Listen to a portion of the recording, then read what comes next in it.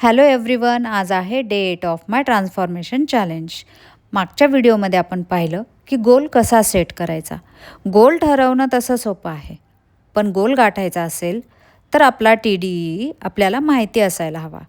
TDEE म्हणजेच total daily energy expenditure, म्हणजेच दिवसभरात तुमचं शरीर एकूण किती कॅलरीज जाळतं. वेट लॉस, वेट गेन और maintenance, everything depends on your TDEE.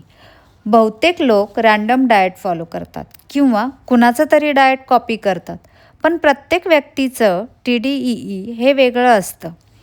तर TDEE हे 4 गोष्टींनी बनतं. पहिली गोष्ट म्हणजे बेजल मेटाबॉलिक रेट, दुसरी नॉन एक्सरसाइज ॲक्टिव्हिटी थर्मोजेनेसिस, तिसरी एक्सरसाइज ॲक्टिव्हिटी थर्मोजेनेसिस आणि चौथी थर्मिक इफेक्ट ऑफ फूड. जेव्हा आपण TDEEपेक्षा कमी कॅलरीज खातो, म्हणजेच आपण कॅलरी डिफिशियटवर असतो, तेव्हा आपला वेट लॉस होतो.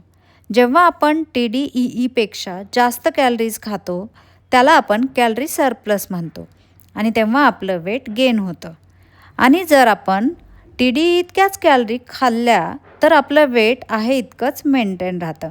आणि म्हणूनच ट्रान्सफॉर्मेशनचा खरा गेम इथून सुरू होतो.